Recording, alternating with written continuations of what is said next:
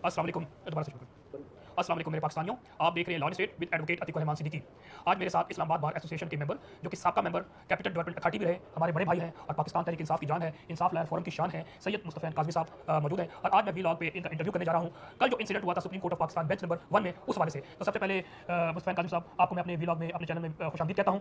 कैसे हैं? ठीक है, आप कैसे हैं? जी बिल्कुल, अल्लाह का शुक्र। काज़ी भाई, कल एक अनफॉर्चुनेट वाक़या हुआ, मैं समझता हूँ फॉर्चुनेट वाक़या भी हुआ।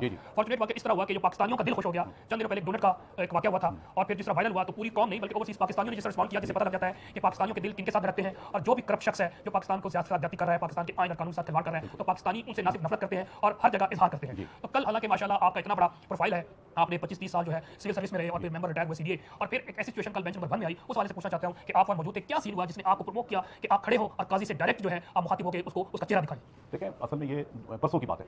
तो परसों इसकी हेयरिंग हो रही थी और उसमें शहजाद शौकत साहब जो प्रेसिडेंट है हमारे सुप्रीम कोर्ट बार के, वो अपना आर्गूमेंट कर रहे थे और वो बहुत आराम से, एंड ही वाज टोटली अनप्रिपेयर्ड। और कोई तकरीबन, मतलब मैं ये समझता हूँ कि उस वक्त कोर्ट रूम में जो हर वकील मौजूद था और वो ये फील कर रहा था कि ये काजी फाइज ईसा ने 93 क्वेश्चंस वो पुटअप किए और शहजाद शौकत को ये निवाले बना के दे रहे थे, एंड ही वाज टोटली अनप्रिपेयर्ड। वो उसकी भी, और वो एहसन धून जो है, जो आपको पता है कि जो हमारी इंडिपेंडेंट ग्रुप का इंडिपेंडेंट ग्रुप है, और वो जो हमारा जो हाउसिंग सोसाइटी के स्कैम में फंसा हुआ है मिलियंस ऑफ रुपीस में, ये दोनों थे और दोनों की कोई प्रेपरेशन नहीं। तो ये काजी फाइज ईसा ने इनको फीड करना शुरू किया। अब 93, अच्छा उसमें ये हुआ कि जैसी कार्रवाई शुरू हुई तो अली जफर साहब वो गए और उन्होंने कहा कि जी मेरे 2 बेसिक पॉइंट हैं, काइंडली आप मुझे हेयर करें ताकि मैं सबसे पहले जो कॉन्स्टिट्यूट किया गया ये बेंच, मेरा इस पर एतराज़ है कि ये इलीगल है, अनलॉफुल है। तो उन्होंने कहा कि नहीं, अभी आप नहीं, सबसे पहले शहजाद शौकत साहब बोलेंगे और फिर हम देखेंगे आप। उसके बाद भी श्योर नहीं थे फाइज ईसा कि हम मतलब अली जफर को अलाउ करेंगे नहीं करेंगे, उस तरह उन्होंने बीच में घूमे छोड़ दिया। अब आप देखें कि शहजाद शौकत की क्या वो स्टेक होल्डर है इस केस में? उसका कोई ताल्लुक ही नहीं है, कोई ताल्लुक नहीं है। अब शहजाद शौकत ने सुप्रीम कोर्ट के मेंबर्स की वेलफेयर के लिए जीरो काम किया है। सिर्फ वो जो है एक मुलाजिम है नून लीग का और हमारी जो एस्टैब्लिशमेंट। मैं इस पे ना काजी साहब, मैं इससे बाद में आऊंगा। तो कल जो वाकया बताएं, फिर मैं आपको बिल्कुल शहजाद शौकत या एहसन भून जैसे लोगों के किरदार के बारे में आपसे पूछूंगा। लेकिन कल का जो मेन वाकया था जिसकी वजह से लोग जानना चाहते हैं कि आप बेंच नंबर 1 में जब रिव्यू पिटीशन की हो रही थी, कल क्या इंसिडेंट हुआ, फिर हम शहजाद शौकत के बारे में बताएंगे कि उन्होंने आइन के साथ जो उनकी ड्यूटी थी, आइन की बालादस्ती के लिए या रूल ऑफ लॉ के लिए या रेस्टोरेशन ऑफ डेमोक्रेसी के लिए या बुनियादी हकूक के तहफ्फुज़ के लिए या इंडिपेंडेंस ऑफ जुडिशरी के लिए जंग लड़ने की, वो तो टोटल फेलियर है ना। आजम तारा साहब हैं या शहजाद शौकत साहब हैं या फिर जैसे दूसरे कैरेक्टर्स मौजूद हैं, उसमें बात करेंगे। इसमें ये हुआ कि ये पहला दिन उन्होंने गुजार दिया। अली जफर, मैं जो बताना चाह रहा हूँ कि बैरिस्टर अली जफर को उन्होंने नहीं बोलने दिया और ये पूरी एक प्लानिंग के तहत था। एक दिन गुजर गया। अब कल जब कोर्ट का आगाज हुआ तो नेचुरली शहजाद शौकत तो अपना फिनिश कर चुके थे आर्गुमेंट,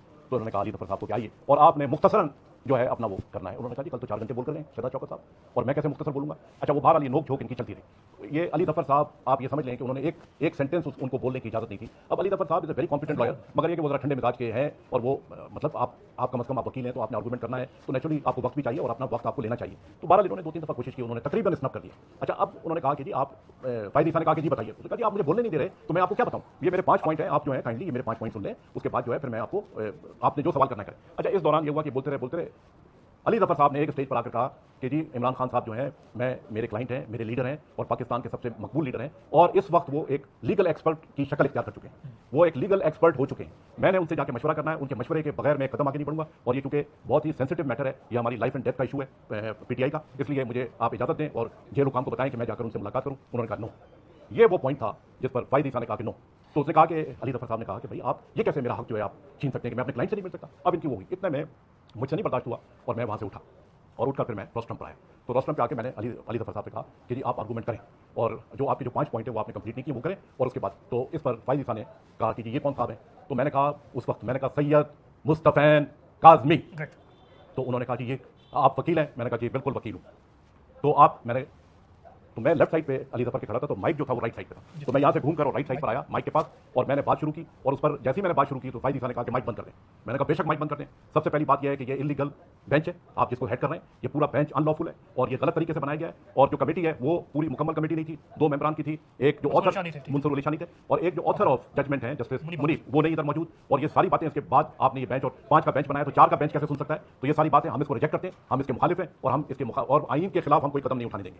ये मैंने किया। उन्होंने कहा फाइज ईसा ने कि हम नहीं आपकी कोई बात सुनते। मैंने कहा जी आप बेशक ना सुने, मैंने एक और बात करनी है और मैं इसके बाद जो है बैठ जाऊंगा। तो उस पर फाइज ईसा ने अली जफर को कहा कि जी आप बताइए क्या हो रहा है, क्या मैं पुलिस को बुला लूं। मैंने कहा जी बेशक आप पुलिस को बुलाएं, बुलाएं आप पुलिस को। तो मैंने कहा कि मुझे अभी मैसेजेस आ रहे हैं, बाहर आपके खिलाफ जो है सैकड़ों वकील बाहर खड़े हुए हैं, आपके खिलाफ एहतजाज कर रहे हैं, आपके अनलॉफुल एक्शन कॉन्स्टिट्यूशन के खिलाफ जो आप एक्शन ले रहे हैं मुसलसल, उसके खिलाफ वकील बाहर खड़े हुए हैं, वो एहतजाज कर रहे हैं। मुझे वो बुला रहे हैं, मैं वहां पर जा रहा हूं और मैंने अली जफर साहब को कहा कि आप अपना कंटिन्यू करें आर्गूमेंट, और मैं एहतजाज में हिस्सा लेकर वापस आ रहा हूं।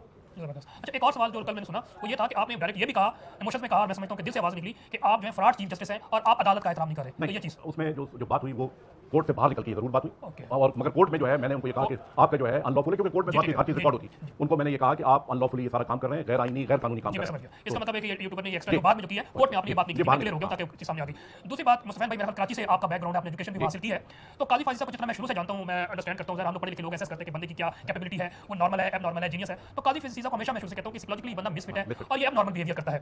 तो आप इसको काफी पुराना जानते हैं कराची से, तो इस हवाले से बताइए कि व्हेन यू वर स्टूडेंट, क्या वो आपका जूनियर या सीनियर कहीं ऐसा टकरा रहा और आप जानते हैं उसने प्रैक्टिस शुरू की उस वक्त? जी जी, बहुत अच्छी तरह जानते हैं। मैं बेसिकली तो मैंने कराची यूनिवर्सिटी से किया और 1980 में मेरी कंप्लीशन हुई, फिर मैंने लॉ किया और यूनिवर्सिटी का मैं प्रेसिडेंट था इलेक्टेड। जब हम यहाँ पर बाहर में आए तो मैं जस्टिस जो रशीद रिजवी साहब हैं, कराची वाले, हाँ, उनका मैं एसोसिएट था और हमारा बहुत बड़ा ग्रुप था, क्योंकि मैं बहुत पॉपुलर था और कराची यूनिवर्सिटी से कई हमारे साथी जो हैं वो लॉ में दाखिल हुए थे इस फील्ड में।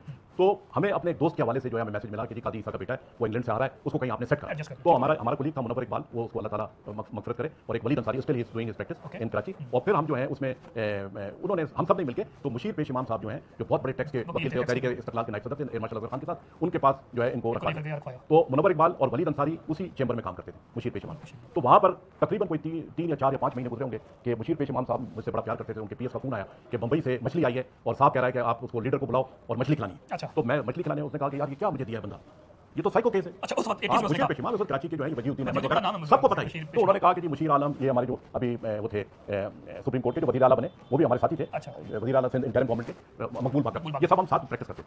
तो ये हो गया। तो मुशीर पेश इमाम ने कहा कि खुदा का वास्ता भाई, मेरा इतना टेम्परामेंट नहीं है, तो ये इनके कोई साइकोलॉजिकल इनके इशूज़ हैं जो मैं नहीं हल कर सकता, तो मैं मेहरबानी करें आप। तो ये कोई 3, तो हमें तो उसी वक्त एहसास हो गया था। मगर मुझसे ज़्यादा मेरे कोलीग जो है मुनव्वर और वलीद, उनको पता था, क्योंकि वो साथी थे वहाँ और वो रोज़ाना इनकी हरकतें करते। अच्छा, मैं आपको एक और बात बताऊँ कि जब ये नए यहाँ पर 17वें जज बने, तो उस वक्त हमारे जो चेयरमैन थे सीडीए में, ताहिर शहबाज साहब, वो रजिस्ट्रार हो गए थे। तो एक दिन मैं हमारा सीडी का केस था, फार्म हाउसेस का या कौन सा केस था, तो हम गए वहाँ पर। तो मैं ताहिर शहबाज साहब के पास भी जरूर जाता था जब मैं सुप्रीम कोर्ट आता था सीडी की तरफ। तो मैं वहाँ पर गया तो बड़े परेशान थे, बैठे थे, कहने लगे वो कराची से, तो आप तो जरूर जानते होंगे काज़मी साहब, एक कादी फायदी साहब कराची से आए और वो इस वक्त छत पर चढ़े हुए, सुप्रीम कोर्ट की छत पर चढ़े हुए।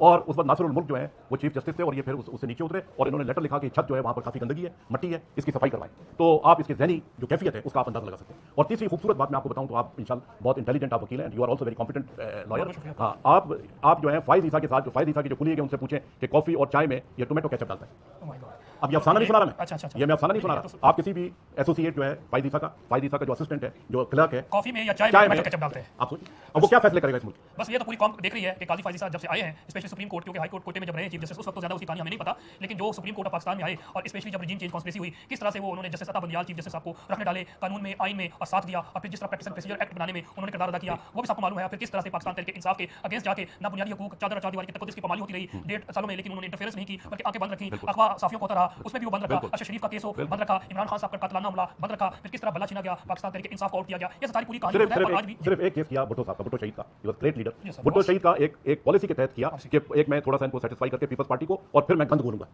इसमें थोड़ा सा मैं इनको पैसिफाई करके थोड़ा सा। बिल्कुल जी, ये तो सारा प्री प्लान था, इसलिए किया था, किसी को उसका नुकसान नहीं था, ना किसी को गैरतों को एस्टैब्लिशमेंट को नुकसान नहीं था, तो एक केस लगाया गया है सिर्फ सिंबॉलिक तौर पे। अब आप ये देखें ना, ये जो जिंदा लोगों के केस तो सुनने रहे, मैंने ये भी क्वेश्चन है, ये देखें ना, ये 2.5 साल बाद 30 दिन में अब जो वकील हैं शहजाद शौकत और एहसान बोन जो है, जो कि उसकी हमारी एस्टैब्लिशमेंट की बी टीम का हिस्सा है, उनको नहीं पता कि 30 दिन जो है, 30 दिन के बाद टाइम बाढ़ है। जी बिल्कुल, ऐसे 35 दिन और 2.5 साल हो गए, 2.5 साल के बाद आप जो है, और आप स्टेक होल्डर नहीं, आप सुप्रीम कोर्ट के मेंबरान का और जो आपका अपने जुरिस्डिक्शन में जो काम करने हैं वो आप काम नहीं कर रहे। काजी साहब, अब आखिरी सवाल करते हैं, इसको शॉर्ट करते हैं कि पाकिस्तान में अब ये जो रिव्यू पिटीशन ऐसा लगता है कि ज़रा इसमें एक्सेप्ट कर लेनी है और फिर हॉर्स ट्रेडिंग का रास्ता खुलेगा। और मेरा फर्स्ट टाइम इस तरह होगा कि हॉर्स ट्रेडिंग का रास्ता जो सुप्रीम कोर्ट ऑफ पाकिस्तान का नाम इस्तेमाल करते हुए चीफ जस्टिस खोलेगा, और उसके बाद पाकिस्तान तहरीक इंसाफ के सेनेटर्स को और नेशनल असेंबली के मेंबरों को खरीदा जाएगा, इंसानों की मंडियां लगेंगी कानून साजी की, और उसके बाद 2/3 मेजॉरिटी लेकर ये अमेंडमेंट करके जो 50 से ज्यादा आ रही है, तो उसके बाद जो सीन क्रिएट होगा पाकिस्तान में, आप क्या समझते हैं पाकिस्तान की तबाही मजीद भी करेगी? देखिए, मैं बिल्कुल आई एम 100% श्योर और आई एम कॉन्फिडेंट कि अब जो सारा सिलसिला है ना, अब ये बॉल जो है हमारे सुप्रीम कोर्ट के जजेस जो हैं, जो मंसूर अली शाह के साथ जो आजाद जजेस खड़े हुए हैं, उनकी कोर्ट में ये बॉल चली गई है, और इंशाल्लाह सुओ मोटो एक्शन के बाद ये सब कुछ स्ट्राइक डाउन होगा।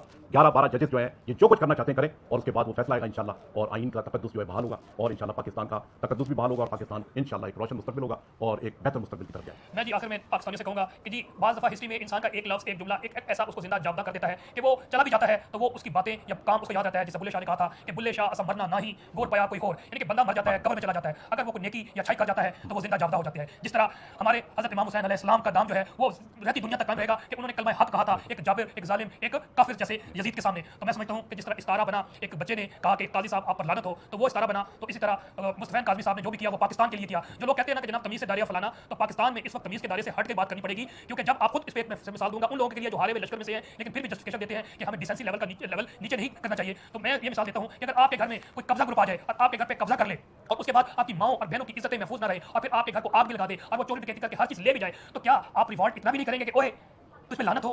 तो मैं समझता हूं आपने अपनी जात के लिए नहीं किया। आपको पता है कि गुलशन को जलाने वाले, गुलशन को उजाड़ने वाले कौन कौन से किरदार हैं। आपने कलमा हक बुलंद किया, यही पैगाम हुसैनियत है जिसे मैं भी फॉलो करता हूं, आप भी फॉलो करते हैं और हर मुसलमान हार्ड एंड फास्ट तरीके से फॉलो करता है। आखिर में मैं ये कहूंगा कि जनाब मुर्दा यजीद को तो हर शख्स लानत भेजता है, मजा तब है कि आज भी पाकिस्तान में यजीदी किरदार मौजूद है कि उनके सामने कलमा हक करें और उन पे कम से कम लानत जरूर भेजें। नेक्स्ट व्लॉग तक के लिए इजाजत दीजिए। वस्सलाम। पाकिस्तान जिंदाबाद, अवाम जिंदाबाद।